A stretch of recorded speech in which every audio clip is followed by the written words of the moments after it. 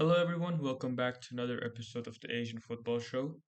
Today, I am Erfan, and unfortunately, I'm not joined by Arya today. He is on vacation in Japan. So, this is episode 21, and I'm going to be reviewing some of the Asian football competitions that have been going on over the last month or so. Later on, I will have a special guest to help me cover the World Cup qualifiers as well as the Asian club competitions for next season. So again, if you're new here, make sure to follow us on Twitter, on Spotify, and subscribe to us on YouTube as well.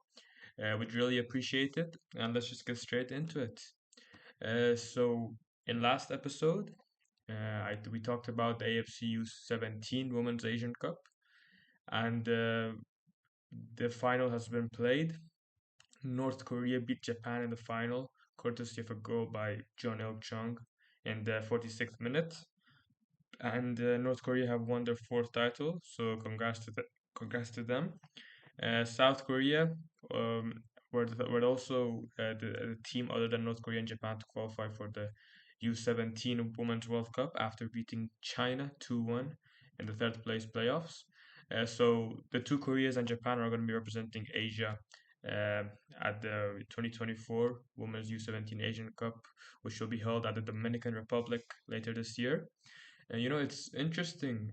North Korea just disappeared from the football world for about 2, 3 years when COVID hit, and they came back strong. To be honest, better than I think a lot of people would have expected. And yeah, so continuing, we have the Futsal World Cup, which we talked about before. Well, the Football Asian Cup, but the Futsal World Cup draw was now held. So the competition will take place in Uzbekistan, starting in September, and the Asian teams that have qualified are Uzbekistan, Afghanistan, Iran, Tajikistan, and Thailand. So I'll go through the groups. In Group A, we have the hosts Uzbekistan, Netherlands, Paraguay, and Costa Rica. Should be an easy group for Uzbekistan. I mean, I don't see any team here causing them trouble, especially how they've improved over the last few years. In Group B, we have Brazil, Cuba, Croatia, and Thailand. Brazil, one of the tournament favorites, so Thailand are gonna struggle to play against them for sure. And but I think they still do have a good chance of advancing to the next round. I mean, Thailand are ranked, I think, top 10 in the world according to the FIFA rankings. So I think they should still be advancing out of the group pretty easily. In Group C, we have Argentina, Ukraine, Afghanistan, and Angola. Afghanistan, first time in the world stage. Argentina are a good team. They have become world champions before. Ukraine also decently ranked team. So it's going to be a good experience for the Afghan players. But I think they do have a good chance of advancing through to the next round as one of the better third place teams. In Group D, where there's no Asian nations, but I'll still go through it. It's Spain, Kazakhstan, New Zealand, and Libya. In Group E, we have Portugal, Panama, Tajikistan, and Morocco. Tajikistan, another first timer from Central Asia. Uh, Portugal and Morocco are very, very good teams, so it's going to be a big challenge for them. But like Afghanistan, I think they can advance as one of the better third place teams. And then in Group F, we have Iran, Venezuela, Guatemala, and France. Iran should be topping this group easily, to be honest. Uh, there's no competition, so they should be winning all three games here. With all due respect, of course. And then let's go through the 2024 Maris Ravella tournament, which is an annual tournament that takes place. Not annual, but yeah, annual that takes place for it's an age restricted tournament that takes place around the world. And we had four Asian teams participating this year, which were Indonesia, Japan, Saudi Arabia, and South Korea. The tournament took place in France, and in Group A we had Ivory Coast, France, Mexico, Saudi, and South Korea. Unfortunately, Saudi Arabia fourth and South Korea fifth. Very disappointing performances, and none of them could advance to the final or third place playoffs. And in Group B, Again, the two Asian nations unfortunately finished bottom. Japan finished fourth, and Indonesia finished fifth. Um, so overall, not very good performances from the Asian nations. Although to be fair, as I'm looking through this again, Group B is still not completely finished. Japan and Indonesia both have a game left, but they can't make the final, none of them. So unfortunate, but it is valuable experience for the players. And now I'm going to be joined by a special guest to cover the rest of the episode. Okay, so hello everyone. I'm joined now by Rakan. He's a Jordanian and Palestinian football expert who will be helping me cover the World Cup qualifiers today. So, how are you doing, bro? I'm doing great. Very great result yesterday, and very excited to see what's going to happen from here on out with the group stage. Yeah, you must be really happy. So yeah, let's just go through the groups really quick. So in Group A, this group was very controversial towards the end because in the last match day, it was only Qatar who had qualified, and either of Kuwait, India, or Afghanistan could have qualified. But at the end, it was Kuwait after they snatched a 1-0 victory against Afghanistan at home. What do you think? Honestly, I think Kuwait should have secured qualification long ago, but the problem comes in that I don't think that India's goal being this qualified is that bad of a thing. Now, here's the thing. Now, here's the problem. VAR costs a lot of money. And right now, Asian football is going through a phase where we're working really hard to make sure that the teams are being are developing. We have Afghanistan, who 10 years ago couldn't have even dreamt about what's going on right now. They were at war, they had several problems. Right now, they're going through a mass boycott. Afghanistan being able to get a to be able to compete with Kuwait and India in this group stage is very impressive. Now the problem is, it like I mentioned, it costs a lot of money to have VAR on your pitches. So in a way, I think that although it's unfortunate that 2 billion Indians are going to have to now accept that their teams out of the World Cup and eliminated from it, I think it's a good thing that uh, that VAR wasn't actually installed. And in a way, it's more of a good result, bad result, good action type situation. You understand what I mean? Mm. Yeah. Yeah, and And do you think Kuwait deserve to be in the next round? Absolutely, because they have the best team, they have the best players. They did slack off, but in the same time, they're not going to reach the World Cup. I very much doubt that they will. So it's in a way it's I don't really believe in deserve as a concept in football, but in a way Kuwait are the best team in the group. The second best team in the group, which means they get to go through. Yeah, and obviously after missing out on the 2019 and 2023 editions, Kuwait will be back in the Asian Cup.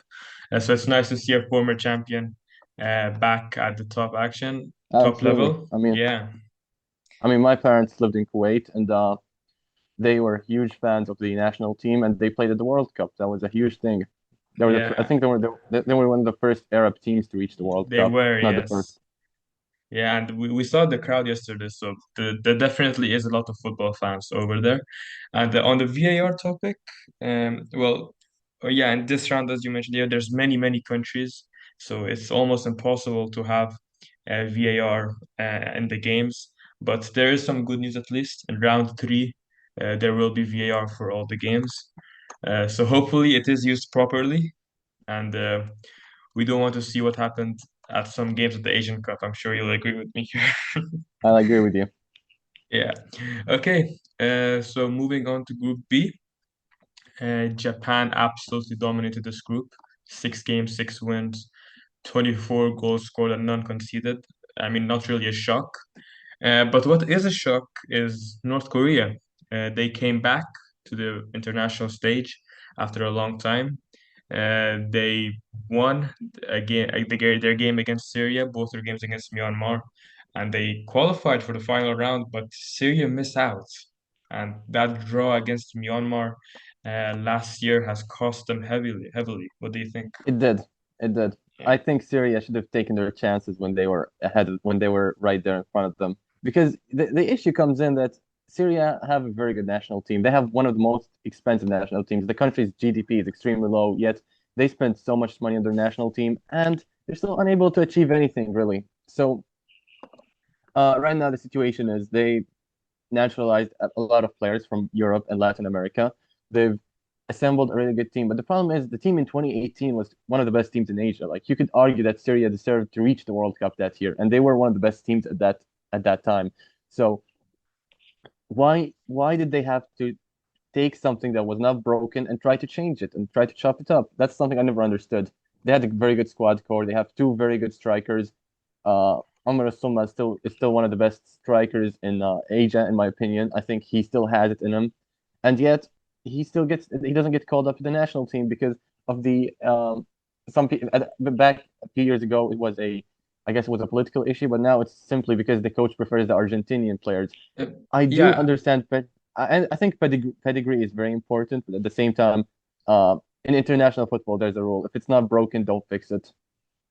I agree with you there, but Omar Al was actually called up this camp. So because he retired Yeah, but not in originally. November. Yeah, exactly, exactly. Yeah, that cost him badly, you know. I think he got emotional and he retired, which was a big mistake, and I think ultimately that cost them the ticket to the final round. You know, he's Yes, like and 35 years old, I think, right now, but he's still scoring goals every week in the Qatari league. So it proves that he both him still and has it. Kharbin are both very special players. Yes, exactly. And Kharbin, he was not in the camp. I'm not sure. Was he injured or was he just didn't get Yeah, called I up? didn't understand it either because Yeah, I don't you're know what's talking going about on a there. huge game against North Korea, and it's a must-win game. It's on neutral ground, so realistically, you have to. Yeah, even a draw would have been enough, to be honest. But you know, unfortunately for them, they couldn't do it. But yeah, again, congratulations to North Korea. I'm not sure if we have any listeners from North Korea, but if we do, congratulations. Happy for nostalgia purposes because when I was a kid, North Korea were one of the best teams in Asia. So them reaching this far is in a way something that wouldn't have happened today, or sorry, that shouldn't be happening today. It should have happened maybe in 2014 or 2010. Yeah, So so yeah, absolutely, I'm happy for them. yeah. So congrats to our listeners from North Korea if we have any. And then in Group C, so we have the other Korea, China, Thailand, and Singapore. South Korea comfortably went through to the next round. They did get a draw against Thailand, though. That was back in March. But other than that, it was straightforward for them. Just one goal conceded and 20 scored. But China and Thailand, wow, it went down to the wire.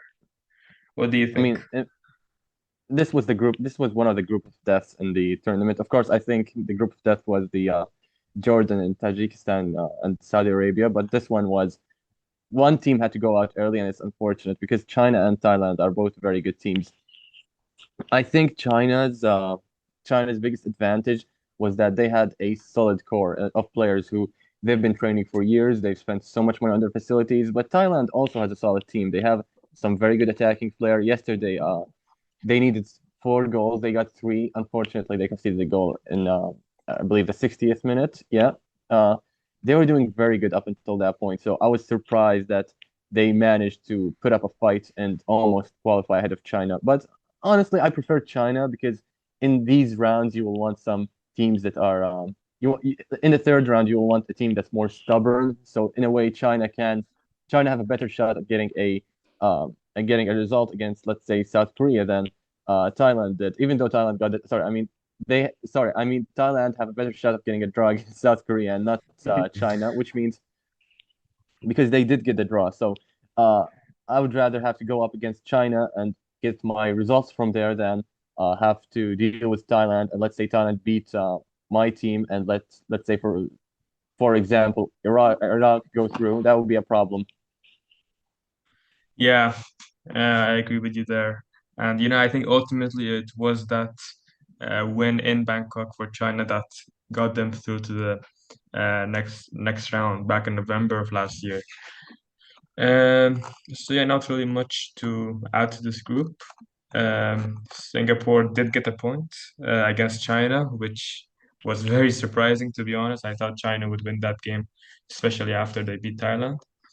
Definitely. Okay, yeah. So in Group D, um, this was a good group as well, to be honest. Any of these three teams could have qualified.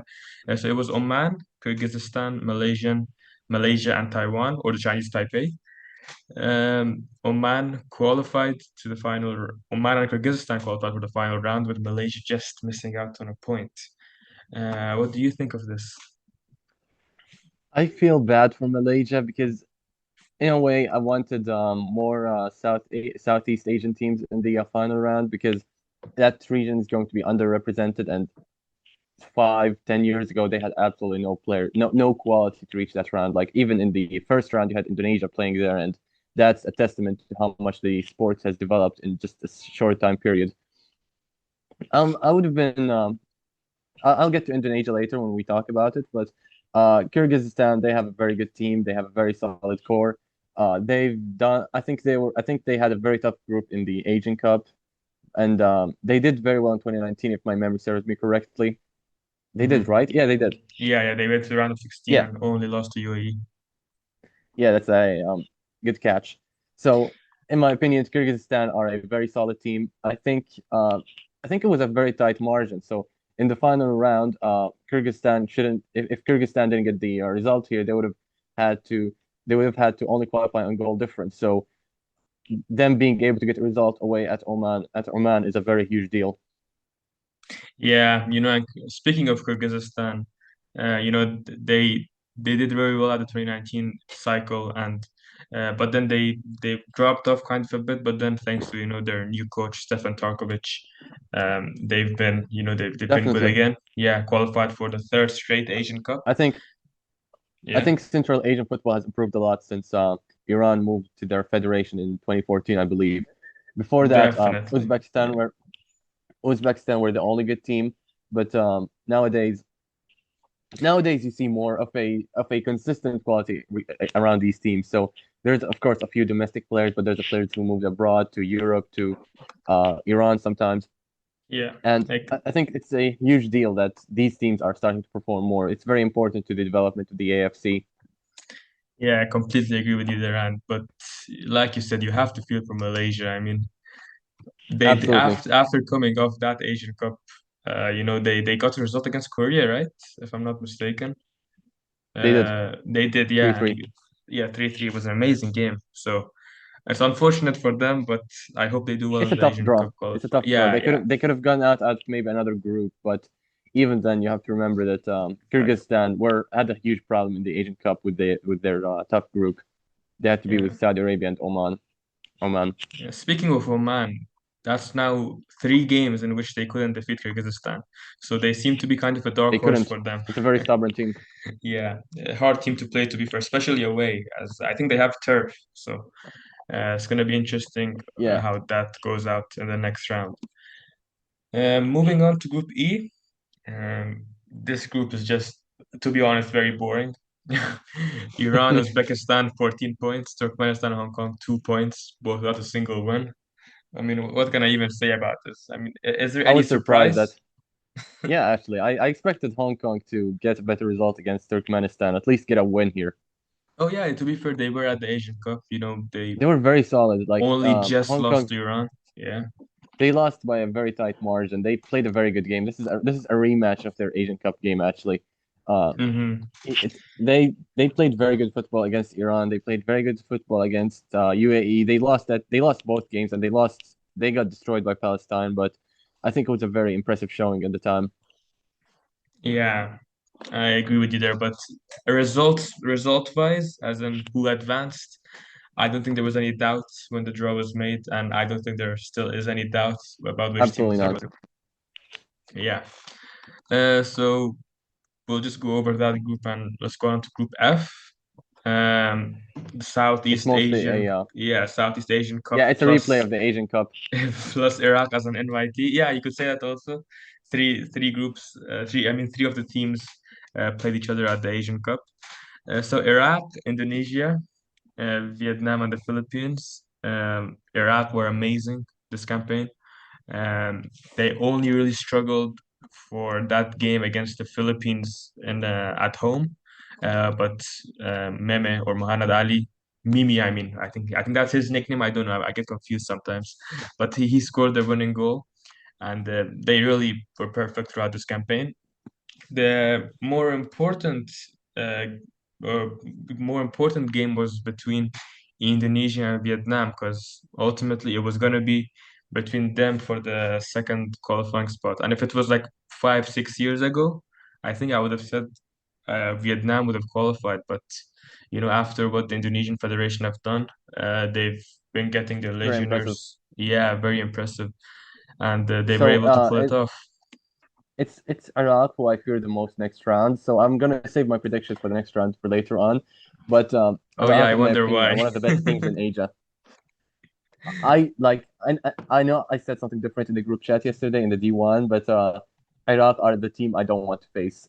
We played them once in the Asian Cup and we scraped past them. This Iraq team is maybe I'm not going to say it's the best Arab team in Asia right now, but it's definitely one of the most horrifying teams because you have teams that have built a solid core from their own league system and their own country and whatnot, and then you also have the teams that have a strong diaspora. So players that were born in Sweden, players that were born in, uh, let's say, in Europe, sometimes even America. So Iraq has a combination of both because they have the ability to balance out their the very strong domestic quality they have, and they mix it with some diaspora players, and they do it wisely. They don't just do what Syria did, which made them lose to North Korea. So and even then, like, I'm not just this isn't just theory. This is you're seeing this on the field. Iraq have won 6 games. They were absolutely mental at the Asian Cup. They are a team that not only am I sure that they have a very high chance of qualifying, they are a team I don't want to face. I don't want Jordan in the same group as these guys. Yeah, and it's also something else about Iraq I want to mention. Uh, they have gotten their hosting rights back for this campaign, so it's nice to see that. But Absolutely. it's very scary as well. I mean, a game in Basra or Erbil, it's going to be very difficult for a team to win that. Anyways, moving on to It's the next group. Is there anything you want to add? no, no, Okay. Moving on to the next group. Wow. Jordan topping the group of death, you could say. So in Group absolutely. G, Jordan finished first, Saudi Arabia finished second. Tajikistan, the surprises of the Asian Cup, unfortunately, I'd say they got very unlucky with the draw. If they were in any other Very. group, they would have probably advanced. So yeah, they finished third, and Pakistan, who who should be even happy to make this round, to be honest. So fair play to them. Absolutely. They even got a goal against Tajikistan at home, so fair play to them for even being here. Oh, they did. Yeah, they Yeah. did. But they did finish on negative 25 goal difference, but we'll move past that. But yeah, for Pakistani football, this is just the beginning. Hopefully, there's more to come for them in the future. Um, Absolutely. So yeah, Pakistan, I mean, we've seen how fast teams can develop. I mean, what's happening in Asia right now? We're going through an era where teams are being able to go from a team that's considered one of the worst in Asia to a team that, like, look at Indonesia. 3 years ago, they were considered one of the worst teams in Asia, a team that everybody wanted to destroy. A team that one of those teams that usually lose games by 10 or 9 goals. And nowadays, they are a team that is maybe that has an outside shot of reaching the World Cup. So this is a huge testament as to mhm. how things have changed. I think I don't think Pakistan have the ability to naturalize players like in Indonesia do, but there's definitely huge potential there. Yeah, and yeah, like you said about Indonesia, it's just amazing what they have done, and Pakistan and other countries should definitely look up to them. Speaking about the other teams in the group, though, Jordan I were can't Asian not. Cup finalists. I think we have to mention this, and especially their game against Saudi Arabia in Riyadh last night. So So tell me how I you're have feeling. absolutely ecstatic, man. Like this was a huge win. I think what matters most is that we came up against uh, a very highly funded Saudi Arabia team and a very tough Tajikistan team. But Amuta's game management, I don't know if this is going to be his final game. I believe it is, but if it's his final game, we're going to absolutely miss him. Uh, what we saw yesterday was was just a testament to how much work he has put in. So we were dominated for most of the match, but our counterattack prowess means that when we get a chance, we don't waste it. Against Tajikistan, we in the first half we saw something very similar against Tajikistan. And what I thought was impressive was that when Musa Tamer was missing most of his shots, most of his chances, he was moved to the center, which is a testament to his very special to Amulta's very special in-game management skills. So a player like Musa Tamer being able to go back from an attacking position to a false nine position, so to speak, and then as soon as that happened, we scored like a few minutes later after halftime. Then Ali Alwan scored, Yazan Ahmed scored, and then in the last minutes, Brahim Saad scored. So I think I think at the beginning of the group, we all wanted Amuta out. I think you remember that I made a very Yeah, yeah, yeah, I insensitive remember. joke when I first back before the Asian Cup started that we hired a shakshuka chef and called him our manager because we thought he was going to be the next Rakrafi. And Yeah. now we just love the guy. So we struggled against Tajikistan in the first game. We lost at home to Saudi Arabia, but now we topped the group and from a very unlikely start. Tajikistan have put up a good fight, no doubt. Saudi Arabia are still a very respectable team, and they're a team that we won't be able to play because we're in the same pot, but they are a team that I wouldn't want to play against if I didn't have the advantage of the pots in the next round. And otherwise, yeah, we deserve to win the group. We're a team with a lot of flair. We have a team that's very defensively competent. Once Amuta leaves, I don't know what's going to happen, but I really hope he does a U-turn and stays. Yeah, I mean, at the end of the year before the Asian Cup, Jordan only had 1 point from 2 games. So after that, they just went insane after the Asian Cup. So congrats to you. I think it's very well deserved, and that's all I can say, Absolutely. to be honest. So let's move on now to Group H. Um, so this was a mini Honestly, Arabian Peninsula Cup with Nepal invited. So yeah, UAE topped the group, and no surprise there. They did really well actually, to be honest. They won all their games except their final game, which they already have secured qualification, so it wasn't very important. And Bahrain also 11 points, a good campaign for them. And I mean, not many surprises here. What do you think? I don't think there's any surprises. Obviously, I think Bahrain are one of the best teams in the are one of the best outsider teams in the tournament. Sorry, they were one of the best outsider team in the Asian Cup. They just didn't perform because of a very they only performed because we let them win the last match and they got a tougher draw against Japan, which paid off. But uh, I think Bahrain are a very good team. They have a very solid domestic league system. Even though their teams don't perform very well in Asia, they have a very solid league system and a very solid team. They are a team that I don't know if I wouldn't I don't know if they're an outsider for World Cup qualification, but they're a very good team and they do deserve to go through. In contrast to many of the other teams that are going to be in the third round. Yeah, 3 points I'd like to mention before we move on. Nepal almost got their first ever win at the second round of the World Cup. They were leading 2-1 against Yemen, but Mohammad Al Dahi scored equalizer towards the end for Yemen. Yeah, Then another thing, Sultan Adel, he's been amazing for UAE since the Asian Cup. Uh, he has been their best player, and it's not even close. yeah, and I think he's a good replacement for Ali Mabhout. So I agree. he can head the I ball, think he can that they strike should the build ball. around him from Yeah, here. yeah, definitely. I think he is on loan to Etihad Kalba from Shabab Al Ahli. So it's definitely Shabab Al Ahli when he returns. And then another thing, sticking to the UAE, UAE are adding a lot of naturalized players. So players from other countries who they're giving the citizenship to. And as I think you were born here in the UAE, is that correct? Yes, Okay, so me and you who were born here, how does that make us feel? Don't you think we deserve something as well? I mean we do actually. I do think I have no problem with Europe doing the same thing when they when France wins the World Cup with a team full of African players. That's perfectly fine because Africans do get French passports. That makes sense. So in a sense, it does show that there's some form of exceptionism going on. As I said, I obviously love this country, and I do think that it is selective to give somebody like what's his name Hazem Abbas. Yeah, that he's Jordanian and Mm. Syrian, and he played for the national team. He scored a very nice goal against Nepal last week. And in a sense, I would obviously love to have him play for Jordan because that's where he's initially from. But like I said, they if he wants to play for the Emirati national team, that's perfectly fine.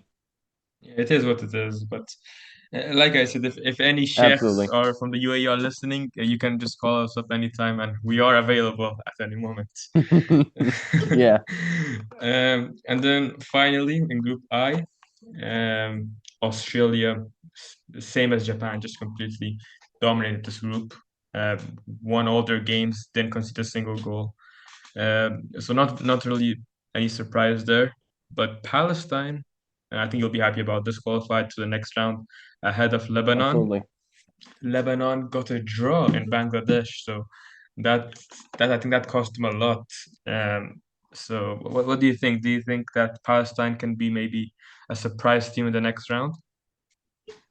I don't think I think yes and no because the reason why I'm saying no is because Palestine don't have they don't have a consistent player flow. So they have some very good players who came up in the domestic leagues, but if the manager prefers the players that were born in, let's say, Sweden or Denmark, then you have like Wissam Abu Ali. He's from Copenhagen, I believe. He's a very Hmm. good player, obviously, but at the same time, Palestine don't have the team chemistry going on. They don't have a team that feels like it's been playing together for years, and this is an issue, especially in competitive football. Now, Palestine's biggest issue is that they don't have a proper finisher. So, in a way, you do have to make some sacrifices here and there. You do have to get a little pragmatic because even Odeida Bal is a very impressive player, but he doesn't know how to, he's not he's very impressive in some fields such as creating space or build up play or even physically he's very tough. But uh, when you have to when you have to play in these competitions and when you're playing against Lebanon, a team that is very stubborn, you have to have some very good finishers on your team. Otherwise, you are going to miss some chances and you're going to end up not even being able to beat them. So, like I said, the Palestinian national team is very good. There's very good signs here, but at the same time, you have to worry that these guys are missing their chances. And even when they experiment against teams like Australia, they end up losing by very huge margins. Yeah, and I think with what's going on obviously back home, it's good that the team, or at least they did well at the Asian Cup, and right now They did. they're qualifying for their third round. I think if I'm not mistaken, it's the first time. They did. Yeah, Yeah, yeah. So congratulations to them. Another thing I want to mention is Australia. They have this wonder kid Nestor Irankunda. He was left out of the U23 Asian Cup squad, but he was called up for the senior team, and he did get his first national team goal. So it's I very think, impressive. yeah, I think we're gonna see a lot Australia of him are in the the team to future. avoid for me, man. I think Australia are the team I don't want to play. I want to play the least in the next round. So I mentioned Iraq are a team I'm afraid of, but Australia as well. They're a team that's very difficult to beat because Australia never had star players. They had, of course, 10 years ago they had Harry Kewell and they had Tim Cahill, but when they won the Asian Cup, they didn't have any star players, and recently they don't have any star players. They simply just have very good team chemistry. They have very good. They look at football differently than how, let's say, Saudi Arabia would look to at it or how Qatar looks at it. Yeah, They are a team with very good cohesion. They're a team that this isn't my point. Somebody else I saw it on another on a video on an analysis last week, but um, somebody has mentioned that the last time Australia has lost to a team weaker than it in an Asian Cup in a World Cup qualifier was in 2016. Well, sorry, 2015 when we beat them 2-0 in at their own home ground, and that yeah. was It's, a very it's long been a time ago. while. Yep. It's been a while. That team does not give up easy. Yeah. So that's it for the second round, and yeah, the third round draw will be on 26th of June. So I'll go through the pots, and then maybe we can have some early predictions. So in pot one, it's Japan, Iran, and South Korea. Pot two, Qatar, Australia, and Iraq. So I mean not Australia, Saudi Arabia, who were originally in pot two, dropped down into pot three thanks to Jordan's win against them. So pot three is Saudi, Uzbekistan, and Jordan. A very tough pot, actually, now that I think about it. All those teams are hard to beat. Pot 4, UAE, Oman, and Bahrain. Pot 5, China, Kyrgyzstan, and Palestine. And then pot 6, North Korea, Indonesia, and Kuwait. So tell me, give me 8 teams for advancing to the World Cup in your opinion. I think it's very hard to predict. Like, I know it's a boring answer, but I'm going to try. So, 8 teams that are going to directly reach the World Cup. I'm going to start with the first initial six. I think Japan, Iran, Korea, Australia, and I'm going to be a little stubborn and say Iraq are definitely going to go through. So that's 5 teams I'm very nailed on. Mm-hmm. But then you have two more. You have one more direct qualification spot, and then you have two more from the playoffs. So in this case, I would maybe say Saudi Arabia, uh, Qatar, and Jordan. So that's maybe that's 8 teams. So I don't know. It's definitely going to be very tight. I like the Jordanian team because we are tight at the back and we have a lot of room for flair, a lot of room for counter-attacking football. It's very perfect for the setting we're in right now. And maybe just maybe we could get a result against Qatar and maybe a result against Japan and your very own Iran. So I'm very excited to see how things will turn out and what the draw will look like. Yeah, man, this round is going to be very exciting. And I think I agree with you there on the teams that I think will qualify. But wow. It's Iraq who I think will be the big surprise. Yeah, I think they're going to qualify. Um, okay, so that's it for the World Cup qualifying. I'll just really quickly go through the AFC Champions League Elite and ACL2 teams for next season. So in the ACLE, or the AFC Super League, as some people call it, we have Al Ain, the defending champions, Al Hilal, Al Nasr, Al Ahli from Saudi Arabia, Al Sad and Al Rayyan from Qatar, Persepolis and Istiqlal from Iran, Al Wasl, the UAE champions, Pakhtakor from Uzbekistan, as well as the Iraqi champions, which are not known yet. So we'll see that. And then there's 3 teams in the playoffs: Al Gharrafa from Qatar, Shabab Al Ahli from UAE, and the Iranian Cup winners. Over in the East region, we have Vissel Kobe, Kawasaki, and Yokohama from Japan. Ulsan HD, Pohang Steelers, and Guangzhou, who are making their first appearance from Korea. Shanghai Port and Shanghai Shenhua, so 2 Shanghai teams from China. Buriram United from Thailand. The Central Coast Mariners, who won the AFC Cup, and they'll be playing as well as JTT from Malaysia. And then there's going to be 2 Shandong Taishan and a Thai team in the playoffs. And then in the AFC Champions League 2, which is the second tier, this is a very exciting competition actually. So we're gonna have Al Tawan from Saudi Arabia, Al Wakra from Qatar, the third or fourth place teams from Iran. We just still don't know yet. Sharjah from the UAE, Nasaf Qarshi of Uzbekistan, the Iraqi Cup winners, Al Hussein Erbil from Jordan, Istiklal from Tajikistan, Mohan Bagan from India, and Al Khaldiya from Bahrain. Could you tell us a bit about Al Hussein? Because I haven't heard that team's name in a while. I think they have participated in AFC competitions before, but it's been a long time, hasn't it? It has, and this is a team that well, you have to look at you have to first of all look at how football has changed in the footballing landscape has changed in Jordan because a few years ago you had Al Wahdat and Al Faisali who are the two Faisally, biggest yeah. teams in the country. Yeah, but nowadays you simply don't see that because football has developed a lot across the country and there's more investment into teams like Al Hussein, Al Jazeera, and those teams that play in that bracket. I think one thing I've noticed that a lot of the players from our Asian Cup team that reached the final, a lot of them were starters for Al Hussein and for Al Faisali at the most part.